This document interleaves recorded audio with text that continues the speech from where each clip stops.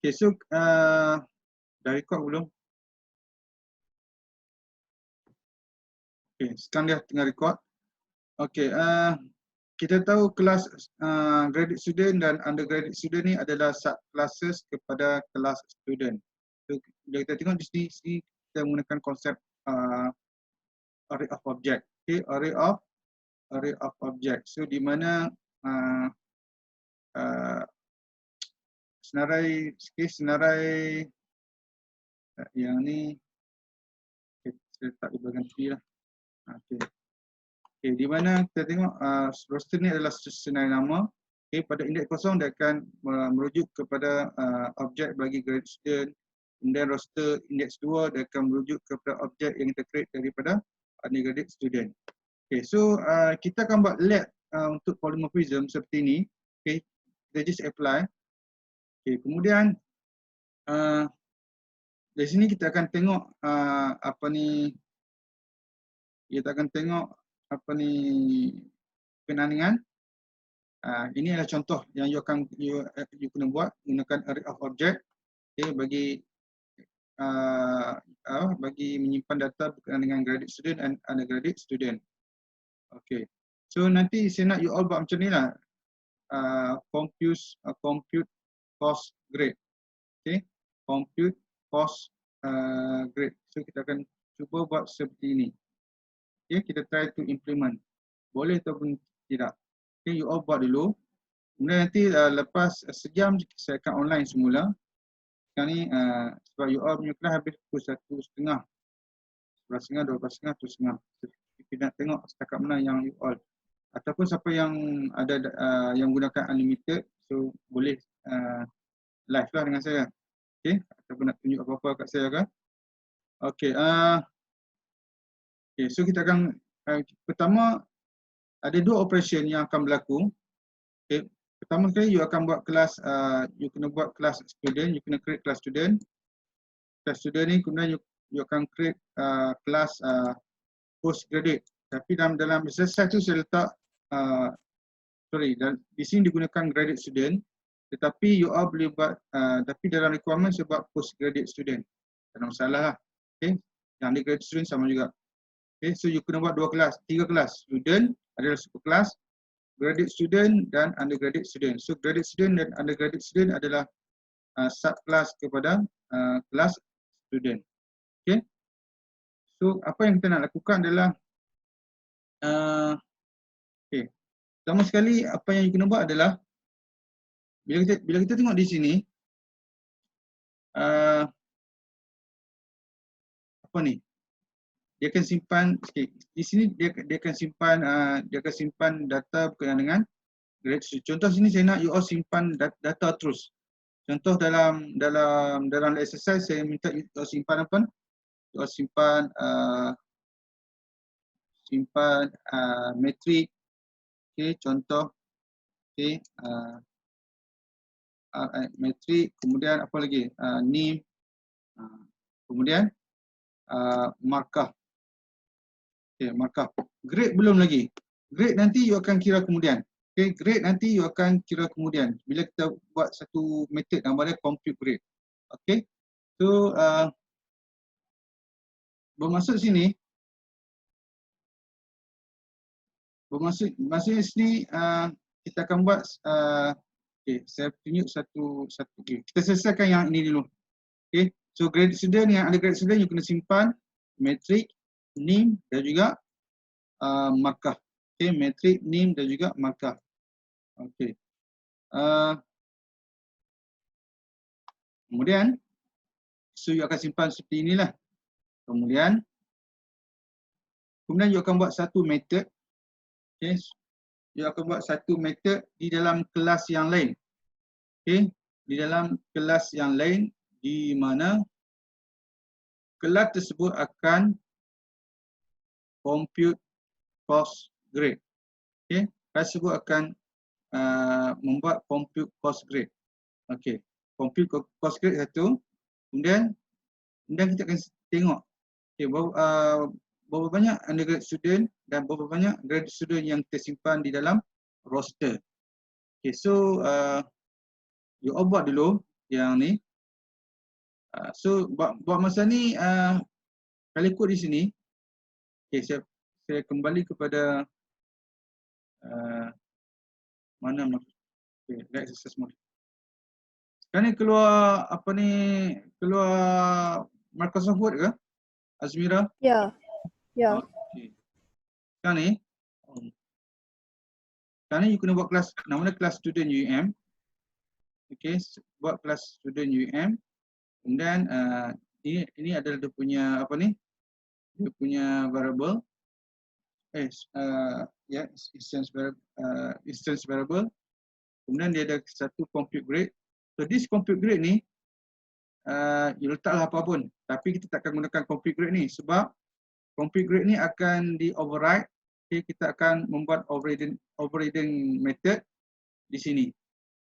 Okay, so compute grade you akan buat di dalam kelas undergraduate student dan juga di kelas postgraduate student. So bermaksud kita telah override.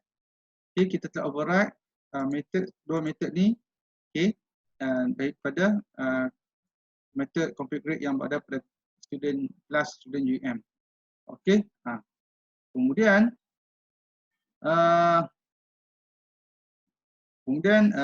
yang ni pula biasalah you akan simpan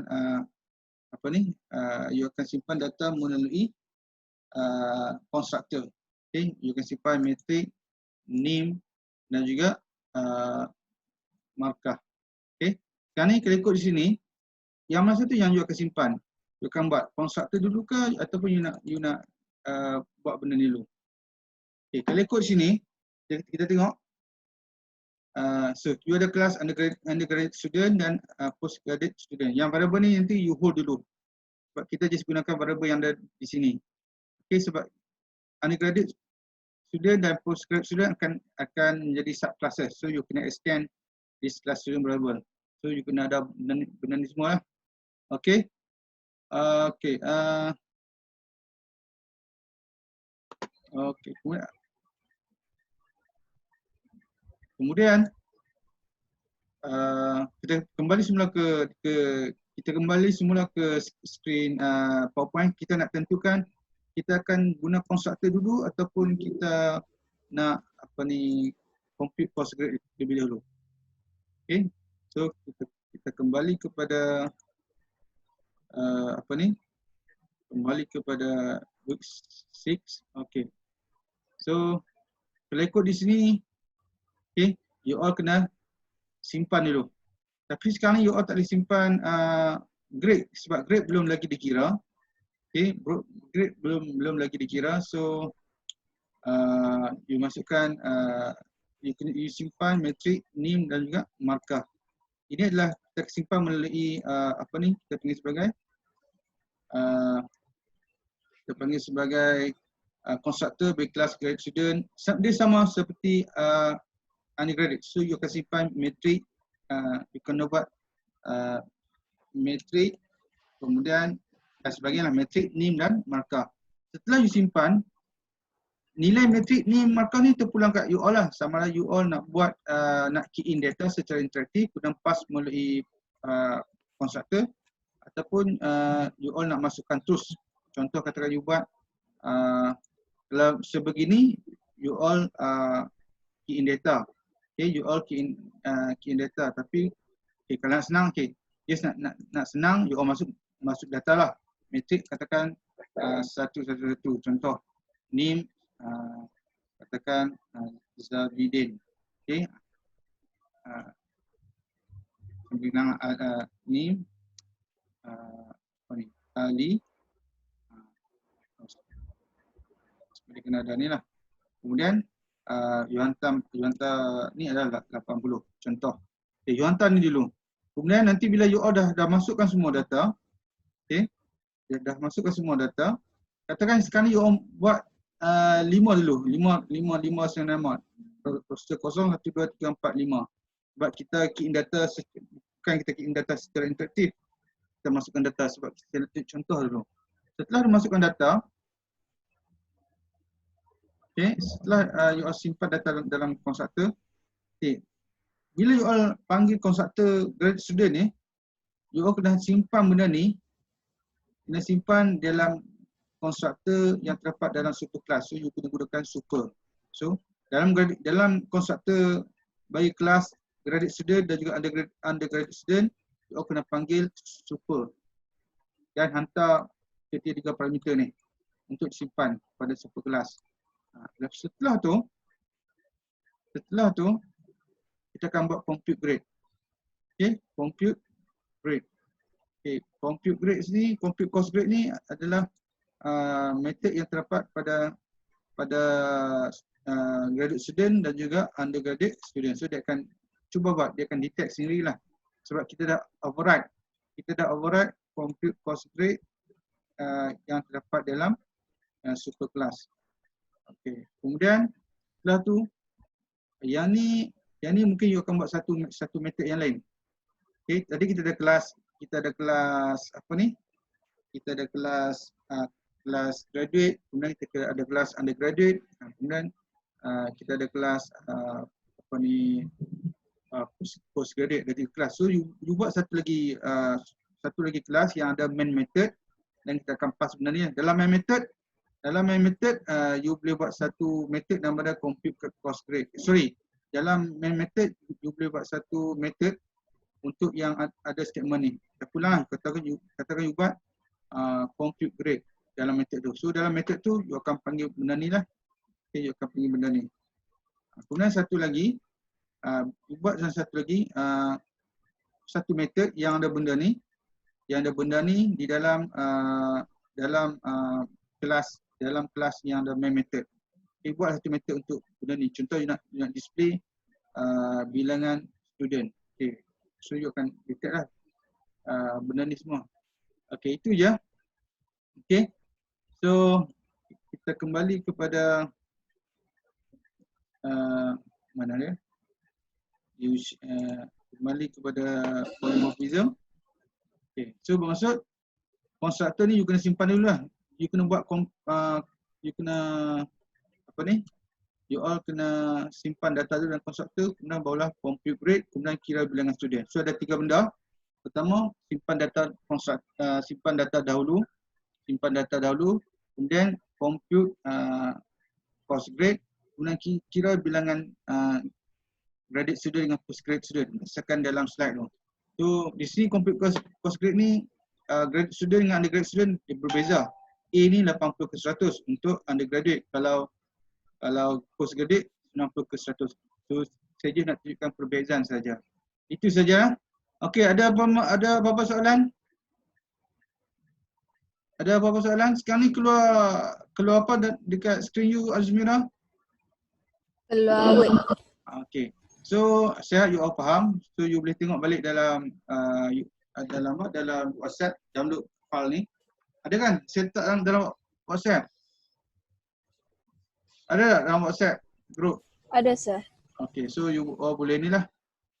You all boleh download buat. Okay. Okay, sebelum tu saya nak terang sedikit berkenaan dengan you akan buat benda ni selepas saya ajar untuk setengah jam.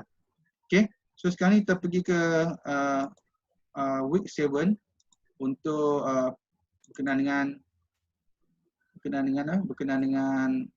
apa ni, abstract class. Okay. Sebelum ni kita hanya belajar lab yang saya bagi tadi adalah berkenaan dengan polymorphic reference. Dia tak termasuk lagi dengan kita nak buat interface. Nanti kita akan tunjuk interface tu macam mana. Okay. Okay kan? Soal saya clear, Azmira? Clear, sir. Okay. Sekarang ni saya akan start recording. Jadi dia dah record eh? Okay, tak apalah dia record. Okay, sekarang ni saya nak terangkan berkenaan dengan part 3 bahagian inheritance and polymorphism, iaitu berkenaan dengan disebut sebagai tajuk. Okay, berkenaan dengan bilangan partisipan ini nampak tak dekat you all punya screen? Yang saya klik ni. Nampak, sir. Nampak ah. Ada gangguan tak? Tak ada. Okay. So yang group chat pun ada nampak jugalah. Nampak? So saya akan macam mana saya nak hidekan. Tak apalah, saya takut ada new participant. Okay, yang tak apalah. Sekarang ni ada seorang yang tak masuk. Semua adalah 29 orang. Okey, tak apa. Okey, sekarang ni kita nak tengok apa ni learning objective dalam khusus dalam kuliah hari ini berkaitan dengan abstract parent classes dan juga method. Okey, abstract class dengan method class. So abstract class dengan abstract method. Maaf. Sekarang kita akan tengok interface. Dia tak banyak. 21 slide saja. Sorry. Okey, sekarang kita tengok okey, ini adalah outline. Kita akan tengok apa ni abstract superclass dan abstract method. Dia adalah berkaitan dengan konsep inheritance and polymorphism. The introduction. Sometimes we perhaps do not need to create any instances of the superclass. Sometimes we perhaps do not need to create any instances. So bermaksud kita tak nak create objek daripada superclass. Okay. For example, if a student can be only a graduate or an ungraduate student, then there is no need to create an instance of student. So ni adalah case yang lain lah. Okay, if a student can be only a graduate or undergraduate and undergraduate student, there is no need to create an instance of student. Sebabnya kita just create objek daripada undergraduate. Dan juga kita akan create objek daripada graduate. So objek dari class student tak perlu di-create sebab kita akan create objek daripada graduate dan undergraduate. Sebabkan graduate dan undergraduate ni adalah subclass kepada class student. Sometimes it is also desirable to force programmer to redefine the method of the superclass. Okay, to force programmer to redefine the method of the superclass. Redefine. Apa maksudnya? Maksud kalau ada di dalam kelas super, di dalam superclass ada method A, tu mana-mana subclass yang menjadi mana-mana kelas yang menjadi subclass kepada superclass, so dia mesti menggunakan method tersebut. Okay. Ya. Okay. Okay. Some that happen when there is no good default for the superclass and only the subclass programmer can know how to implement the method properly. So kadang-kadang kita ada contoh macam saya buat tadi. Contoh dalam kelas student ada method compute grade. So bila saya ada kelas-kelas yang menjadi subclass kepada kelas student ni, so kelas-kelas tersebut mesti redefine bagaimana nak compute grade. Contoh undergraduate kena compute grade dia sendiri, kemudian graduate pun kena compute grade dia sendiri. That will happen when there is no good default for the superclass. Okay, tak apalah ini kemudian. Thus declare a method that has no implementation. Bermaksud kita akan tengok bagaimana dia ada implementation. Apa maksud no implementation? Bermaksud di dalam abstract method kosong, tidak ada apa-apa. Okay, tidak ada apa-apa. Okay, sekarang ni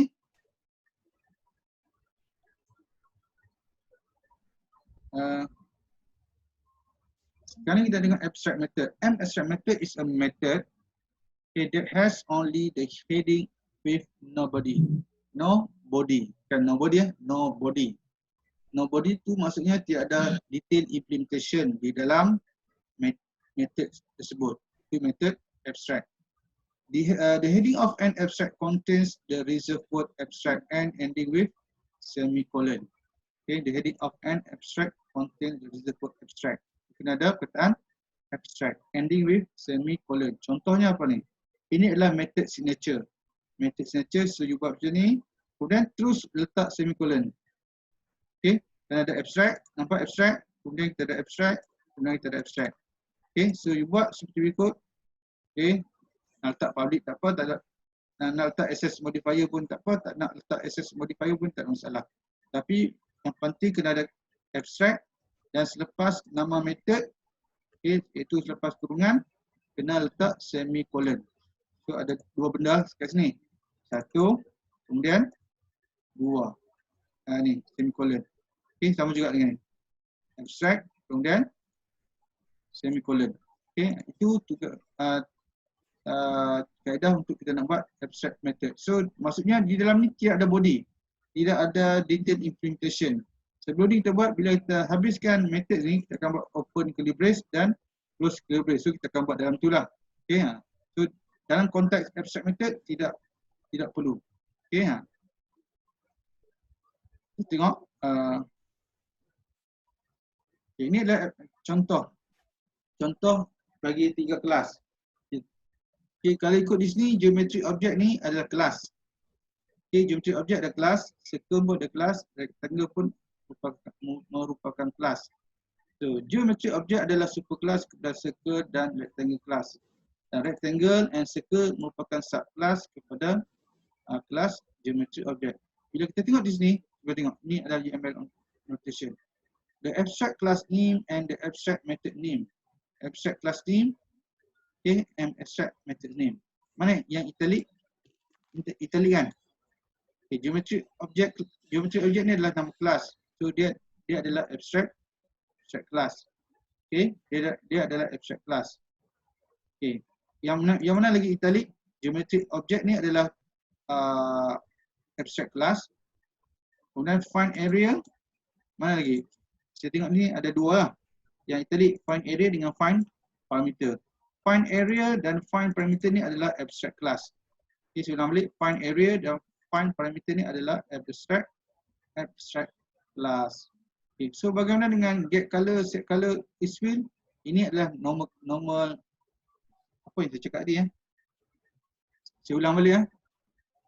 Geometry object ni adalah abstract class sebab dia dah italic. Find area and find parameter ni adalah abstract method. Tadi saya sebut abstract class ke? Silap Find area dan find parameter ni adalah abstract class. Sekali lagi. Find area dan find parameter ni adalah abstract method. Okey, sekali lagi ya. Find area dan find parameter adalah abstract method. Bagaimana dengan get color, set color, isfill? Get color, set color dan get isfill ni adalah normal method. Dia bukan abstract method. Dia adalah normal method. Okay. Find area, find parameter adalah abstract method. So mana-mana tengok mana-mana kelas, okay, mana-mana kelas yang menjadi mana-mana kelas yang menjadi subkelas kepada geometry object ni mesti ataupun wajib untuk redefine method find area dan method find parameter sebab dua ni merupakan abstract method. So kita tengok find area dengan find parameter. Ada di sini find area, find parameter. Sini pun ada find area dan find parameter. So bermaksud itu adalah disebut sebagai paksaan. Paksaan, force. Okay. Paksaan mana-mana subkelas yang menjadi mana-mana kelas yang menjadi subkelas kepada geometry object, so dia dipaksa untuk redefine find area dan find parameter. Sebab bila kita tengok find area dengan find parameter, dia tidak ada detailed implementation. Sebab dia akan jadi seperti ini. Contoh find area. Jadi find area, dia dah return nilai kan? Double. Okay. Double. Kalau kita buat sini, okay, saya buat satu benda. Okay, saya buat di mana? Kat mana you all boleh nampak? Okay, kat mana? Okay, saya buat kat atas. Contoh saya ambil find area. Plus adalah public. Kemudian method dia adalah biasalah menjadi public. Kemudian dia ada return nilai iaitu double. Okay. Kemudian dia tidak ada parameter. Nama dia adalah find area. Okay, now find area. Kemudian ini bila declare dalam geometric object class, dia akan jadi macam ni. Nampak? Okay, public, double, saya ambil yang ni, find area ni. Public, kemudian double, kemudian find area, kemudian setelah tu letak semicolon. Okay, letak semicolon. Okay, ada lagi 10 minit. Okay. Itu je. Okay, find area. Itu je. Bermaksud Di dalam untuk detail implementation akan di redefine, akan dibuat semula, akan di define semula di dalam kelas subclass, iaitu dalam kelas circle dan kelas rectangle. So kelas circle, kelas rectangle akan redefine bagaimana nak kira area untuk circle dan untuk rectangle. Okey, contoh. So dalam case yang tadi yang saya bagi polymorphic reference pun untuk lab tu, you all boleh buat begini juga. Boleh buat seperti ini. Tak apa, you all buat yang lain dulu, nanti saya akan tunjuk. Okay, the method of find area and find parameter cannot be implemented in geometric object sebab mereka adalah abstract method. Okay, because their implementation are dependent on the specific type of geometric object. Okay, so dia tak boleh nak implement sebab circle punya formula untuk kira luas adalah berbeza dengan rectangle. So rectangle ada formula dia sendiri untuk nak kira luas, circle pun ada formula dia sendiri untuk nak kira luas. Geometri objek ni adalah nama yang umum, apa-apa objek, okay, bentuk geometri. Okay. Kemudian satu lagi abstract class can contain abstract method. Okay, kita tengok geometri objek ni merupakan abstract class yang boleh ada abstract method, find area and find parameter, dan juga non-abstract method iaitu get colors, set color dan juga is fill. Okay. These methods are referred to as abstract method. Ini merujuk kepada find area dan find parameter. An abstract method is a method signature without implementation. Okay, it's a method signature without implementation. So kosong macam bagian sebab tadi macam ni. Selepas habis method signature, ini kita sebut sebagai method signature. Okay, method signature. Selepas method signature, letak semicolon. Itu je. Tak perlu define apa. Okay, so that's why dia kata an abstract method is a method signature without implementation. Okay, each implementation is provided by the subclass. So kita tengok dia ada kelas circle dan kelas rectangle yang akan menjadi subclass kepada kelas geometry object. So kelas circle dan rectangle yang akan provide implementation, detail implementation. So find area untuk circle, so dia akan buat formula sendiri. Rectangle class akan buat find area untuk rectangle. A class that contains abstract method must be declared abstract. Okay, must be declared abstract. Oh, ini silap ni. So kena ada apa? ABSTRACT. Okay, public abstract. Betul ke? Selepas return type atau sebelum return type? Kita tengok. Oh, tengok. Bila you buat, baru you akan jumpa, you akan buat mistake. Okay. So, yang ni dia buat selepas. Yang ni dia buat sebelum. Yang mana satu yang betul ni? You jangan tengok ni, ini confuse ni. Abstract ni dia buat selepas return type.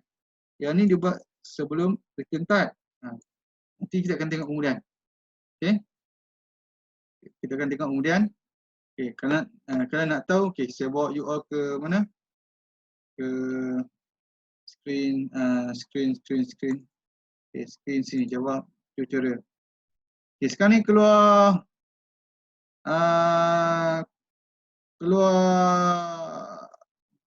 tutorial point ke Azmira? Azmira? Hello? Hello. Keluar. Ya. Kita tengah mengelamun ni.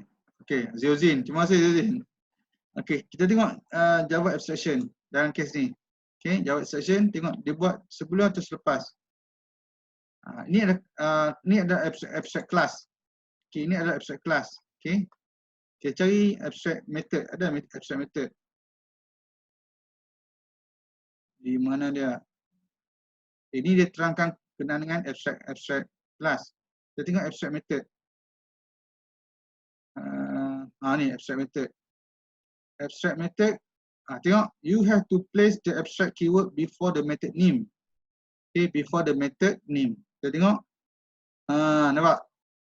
So bermaksud kita kena letak abstract, kata kunci abstract sebelum return type. Okay, sebelum return type, sama ada void ataupun double integers dan sebagainya. Okay, sebelum return type. Okay, sebelum return type. Okay, saya kembali semula kepada in item composer. Okay, sekarang keluar week 7 kan Azmira? Ya, saya keluar. Okay, sekarang kita ada lagi 4 minit. Okay, nanti saya akan masuk semula.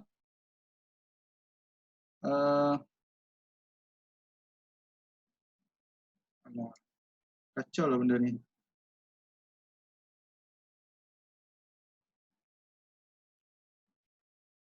Okay, boleh kecil.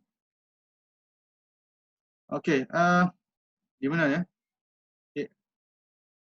Ni kita dah habis.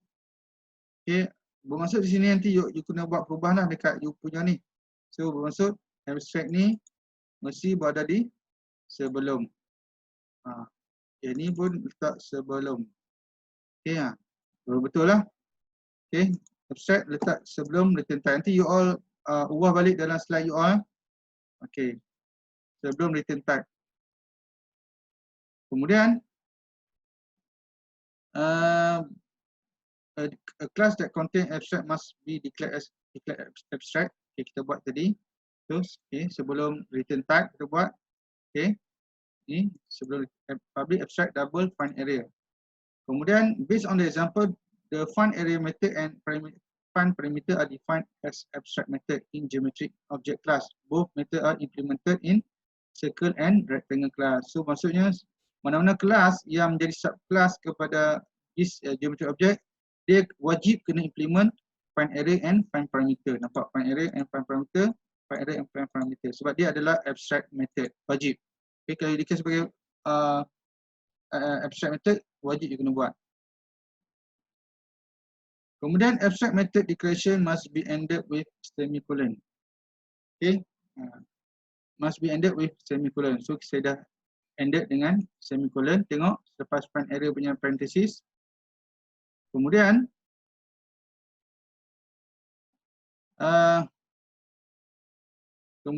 abstract method cannot be private type. Okay, cannot be private. Nampak? Kalau private, kenapa private?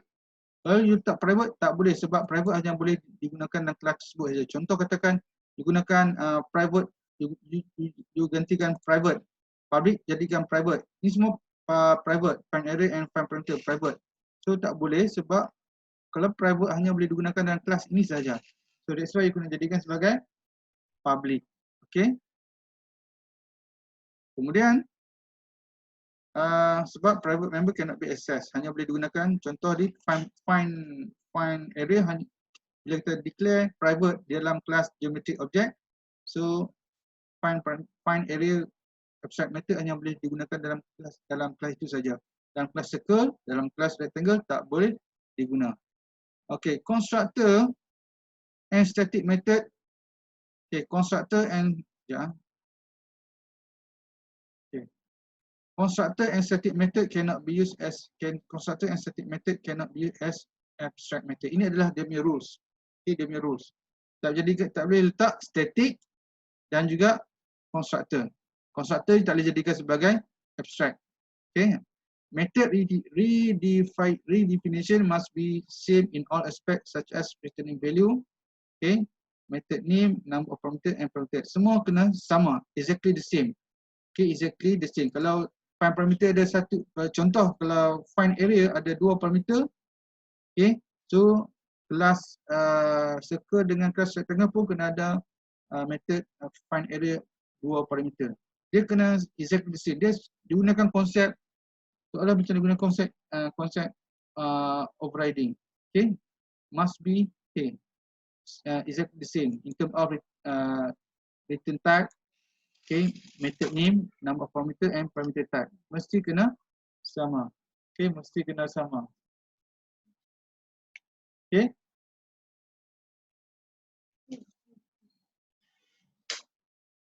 Okay.